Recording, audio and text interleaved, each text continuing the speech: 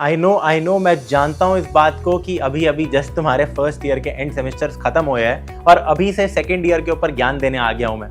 तो यार मेरी बात सुनो, आप सभी का ये एक कॉमन चीज़ रही हुई कि आप सभी के अंदर कि अगले सेमेस्टर को हम फोड़ देंगे।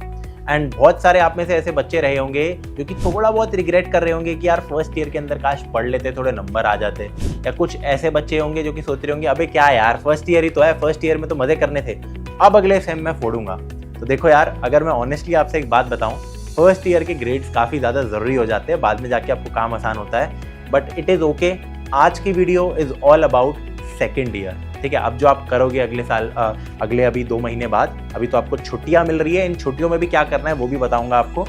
अब जैसा भी यार आपका फर्स्ट ईयर रहा हो, सेकेंड ईयर में जो आपका ये बड़ा भैया आपसे बोल रहा है, प्लीज़ उस चीज़ को आप अगर रिलीजियसली फॉलो करोगे तो आप कॉलेज के अंदर मचा पाओगे, अपना जो आउटपुट है उसे मैक्सिमाइज कर पाओगे और शायद एक बहुत ही ज़्यादा बेहतरीन प्लेसमेंट को भी क्रैक कर पाओगे। सेकेंड ईयर ऑलमोस्ट सबसे ज़्यादा इम्पॉर्टेंट ईयर होता है। एंड क्यों होता है बताता हूँ इस वीडियो के अंदर। देखो, अगर मैं कॉलेज की प्लेसमेंट्स और इंटर्नशिप की थोड़ी सी बात करूँ तो सिनेरियो कुछ ऐसा होता है, जैसे ही आपका सेकेंड ईयर खत्म हो जाता है और थर्ड ईयर चालू होने वाला होता है, तो थर्ड ईयर चालू होते ही आपकी इंटर्नशिप सीजन चालू हो जाती है और जैसे ही आपका थर्ड ईयर खत्म होता है, फोर्थ ईयर जैसे ही आपका चालू होता है, तो आपकी प्लेसमेंट चालू हो जाती है। अब ये जो इंटर्न्स होती है, इंटर्नशिप्स, ये क्या होती है? ये होती है हमारी मिनी प्लेसमेंट्स।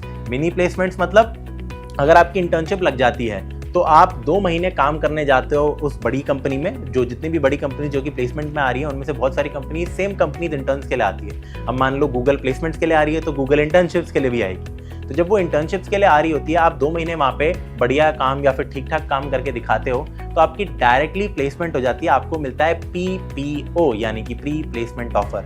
एंड फिर आपको प्लेसमेंट्स में बैठने की जरूरत नहीं पड़ती है। इससे होता क्या है? होता ये है कि अगर आपकी थर्ड ईयर के स्टार्टिंग में ही इंटर्न लग गई तो पूरा थर्ड और फोर्थ ईयर आपको यार एक पीस ऑफ माइंड रहेगा। आप मजे कर पाओगे थर्ड फोर्थ ईयर में, कॉलेज लाइफ को अच्छे से एंजॉय कर पाओगे, आप फ्रस्ट्रेट नहीं होंगे, आपके ऊपर कोई प्रेशर नहीं रहेगा कि यार मेरे को क्रैक करना था, कुछ मेरे को करना था, मेरे को पैसे कमाने थे, नौकरी लेनी थी। वो सारी चीज़ें सॉर्ट हो जाती है अगर आपकी एक बढ़िया इंटर्नशिप पहले ही लग जाती है। हाँ, इवन अगर मान लो उस इंटर्नशिप से आपकी प्लेसमेंट कन्वर्ट नहीं भी हुई तो आपकी जो वो प्रिपरेशन है वो बहुत ज़्यादा काम आने वाली है बाद में। तो इसलिए यार सेकेंड ईयर बहुत ज़्यादा इंपॉर्टेंट होता है, क्योंकि उसके जस्ट बाद में आप क्या करते हो यार, ये जो अभी आपको 1 साल मिलेगा पूरा सेकेंड ईयर, अभी जो आपको समर वेकेशन का गैप है फर्स्ट और सेकेंड ईयर के बीच में, और जो सेकेंड और थर्ड ईयर के बीच वाला जो गैप है, एक अच्छा खासा आपके पास पीरियड है जिसमें अगर आप बहुत ही बेहतरीन तरीके से प्रिपेयर करते हो तो यार आप एक बहुत ज़बरदस्त इंटर्न क्रैक कर लोगे, जिससे आपका काम बहुत ज़्यादा आसान हो जाएगा। तो क्रोनोलॉजी आपको अब समझ आ गई होगी। और इवन अगर आपकी इंटर्नशिप अभी पूरा सेकेंड ईयर पढ़ के ढंग से प्रिपेयर करके इंटर्नशिप अगर आपकी नहीं भी लगती है तो आप बहुत सारे उन लोगों से आगे निकल जाते हो जो कि प्लेसमेंट के लिए प्रिपेयर कर रहे होते हैं। अब इस चीज़ को यार थोड़ा सा मैं और डेप्थ में आपको समझाता हूँ ताकि आपको ना मेरी बात समझ आए। होता क्या है कि यार मेजॉरिटी स्टूडेंट जो कि कॉलेज के अंदर होते हैं वो इसी मेंटालिटी में रहते हैं कि यार कॉलेज में हमें मज़े बहुत ज़्यादा करने हैं एंड कोई बात नहीं, लास्ट के फोर्थ ईयर थर्ड ईयर के अंदर हम थोड़ा सा 2-3 महीने रगड़ लेंगे, एक बढ़िया नौकरी पा लेंगे, तब तक हम थोड़े से मज़े कर लेते हैं। बट रियलिटी में होता क्या है, जितनी भी बेस्ट कंपनीज होती है, टॉप कंपनीज होती है यार, उनमें यार उन्हीं बच्चों का सिलेक्शन जनरली होता है जो कि फर्स्ट ईयर से या फिर max to max second year से भयंकर लेवल की प्रिपरेशन कर रहे होते हैं। सच्चाई आपको यहाँ पे बता रहा हूँ। दूसरी बात, क्योंकि मेजॉरिटी बच्चे, बहुत ही कम बच्चों की इंटर्न्स लगती है ना, मेजॉरिटी बच्चे वो होते हैं जो कि डायरेक्टली जिनकी प्लेसमेंट लग रही होती है फोर्थ ईयर के स्टार्टिंग में आफ्टर द थर्ड ईयर। तो मेजॉरिटी ऑफ स्टूडेंट्स उस समय प्रिपेयर कर रहे होते हैं। अब क्योंकि वहाँ बंच में लोग प्रिपेयर कर रहे होते हैं तो यार प्रेशर होता है, क्योंकि बहुत ही सारे बच्चे वहाँ पे हैं, ठीक है, जो कि आपकी लेवल के हैं या आपसे ज़्यादा आगे निकल रहे हैं या जो भी चीज़ है। तो उस समय बहुत ज़्यादा प्रेशर होता है क्योंकि कम समय में हमें प्रिपरेशन काफ़ी करनी होती है ताकि हमारी प्लेसमेंट लग जाए। तो अगर यार आपने इंटर्नशिप के लिए ही पहले प्रिपरेशन कर रखी होती 1 साल पहले, जो कि सिमिलर चीज़ों की प्रिपरेशन होती है, तो आप उन लोगों से काफ़ी आगे निकल जाओगे जो कि उस समय हबड़ तबड़ मचा रहे हैं, और आप उन लोगों से एक्स्ट्रा चीज़ें भी कर पाओगे थर्ड ईयर के अंदर। इसलिए इस साल को प्लीज़ मैक्सिमाइज करना। आई होप अब आपको यार सच में क्रोनोलॉजी समझ आ गई होगी और इस बात की डेप्थ समझ आ गई होगी कि मैं कहना क्या चाह रहा हूँ आपसे, ठीक है। ऐसा नहीं कह रहा हूँ कि रोज रट्टा मार के पढ़ाई करनी है। अब आते हैं मुद्दे पे। तो अब आते हैं यार व्हाट टू डू, क्या आपको करना चाहिए। फर्स्टली, अगर आप ऑन कैंपस प्लेसमेंट्स की बात करें तो CGPA या फिर आपके कॉलेज एकेडमिक्स बहुत ज़्यादा मैटर करते हैं, या आपके आगे जाके शॉर्टलिस्टिंग में मैटर करते हैं, कट ऑफ में मैटर करते हैं। कट ऑफ एज इन की कोई कंपनी आती है तो वो CGPA का एक कट ऑफ रखती है कि अगर कॉलेज में तुम्हारे इस नंबर से कम आए हैं तो तुम एलिजिबल ही नहीं हो। इनफैक्ट जब आप कट ऑफ पार भी कर लेते हो उसके बाद भी बहुत सारे बच्चे अगर सेलेक्ट हो रहे हो कंपनी में, या फिर बहुत सारे बच्चे कंपनी के ऑनलाइन राउंड में सेलेक्ट हो रहे हैं, तो उनको भी शॉर्टलिस्ट करने के लिए जो कंपनीज है वो CGPA देखती है। या फिर अगर मान लो बहुत सारे कैंडिडेट्स का इंटरव्यू हो रहा है, सब बहुत ही धुरंधर कोडर्स है, सब ने बहुत बढ़िया प्रिपरेशन की है, उसके बाद भी अगर कैंडिडेट्स काफ़ी सारे हैं तो उनको भी छांटने के लिए CGPA काम आती है। तो कॉलेज के एकेडमिक्स यार बहुत इंपॉर्टेंट है। हाँ, मैं मानता हूँ इनका शायद आपकी प्लेसमेंट जर्नी से या फिर जो कंपनी में काम करोगे उनसे कोई लेना देना नहीं रहता है, बट अगेन अब आप इस चीज़ को इस तरीके से समझ लो कि कंपनीज प्रेफर करती है डिसिप्लिन स्टूडेंट्स को। एंड कहीं ना कहीं अगर आपके कॉलेज के अंदर नंबर अच्छे आ रहे हैं तो ये एक साइन है इस चीज़ का कि हाँ यार आप एक डिसिप्लिन स्टूडेंट रहे होंगे। तो इसलिए भी आप सोच सकते हो कि कंपनी ये सब चीज़ें प्रेफर करती है। तो एनीवेज द पॉइंट इज ये आपको यार टॉप नॉच रखनी है। अगर आपकी फर्स्ट ईयर की बढ़िया थी तो बहुत ही अच्छी बात है, क्योंकि बेटा इंटर्नशिप जब लगेगी सेकंड ईयर के जस्ट बाद में, थर्ड ईयर के स्टार्टिंग में, तो उसमें आपके सिर्फ फर्स्ट और सेकंड ईयर के number, first second third fourth semester जो है फर्स्ट और सेकंड ईयर, इनके मार्क्स काउंट होते हैं। अब फर्स्ट ईयर यार आपका जैसा चले गया वो भी काउंट तो होगा। अब आपको सेकंड ईयर में उसी के अकॉर्डिंग प्रिपरेशन करनी है। अगर फर्स्ट ईयर में आपकी वही 6.5 7 बेकार सी CGPA थी तो यार इस बार 9 लाने की कोशिश करो। 8.5 भी नहीं बोल रहा मैं, 9 लाने की कर रहा हूँ। और ऑलरेडी अगर आपकी 8.5 प्लस थी तो अगेन उसको मेंटेन करो, और थोड़ा सा और अगर सुधार सकते हो तो और सुधारो। अब इतनी सारी CGPA लाने का क्या टेक्निक है, क्या टेक्निक्स है? क्या आपको बहुत ज़्यादा पढ़ना है, कॉलेज के अंदर ही क्लासेस सारी अटेंड करनी है, रोज़ पढ़ना है क्या कॉलेज के लिए? नहीं, ये वाला काम आपको नहीं करना है। आपको बस आपके एग्जाम्स भले ही मिड सेमेस्टर हो या एंड सेमेस्टर हो, उससे 1 हफ्ते या 2 हफ्ते पहले पढ़ना आप चालू कर देना।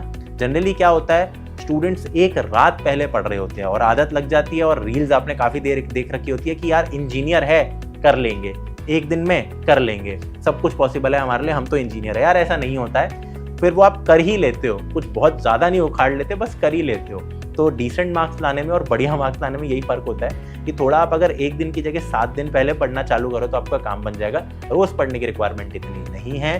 टीचर से अपनी बढ़िया बना के रखो ताकि आपके जो इंटरनल के एक्स्ट्रा नंबर है वो अच्छे से आए। असाइनमेंट चाहे टेप हो या कुछ भी करो, लेकिन टाइम पे सबमिट किया करो ताकि अगेन सही सीन रहे आपका। अटेंडेंस आप अपनी बढ़िया ही रखना यार। 75 अगर है क्राइटेरिया, कोशिश करना 85 कर दो। वैसे तो अगर आपकी 60 भी बन जाती है और अगर आप टीचर के साथ बना के रखते हो वो आपकी 75 कर देता है, इतनी टेंशन की कोई बात नहीं है। तो ये सब चीज़ों को आप अगर मेंटेन रखोगे, डिसेंट लेवल पे पढ़ाई करोगे, रोज़ पढ़ने वाली बात नहीं है, तो आपके बहुत अच्छे नंबर आ जाएंगे।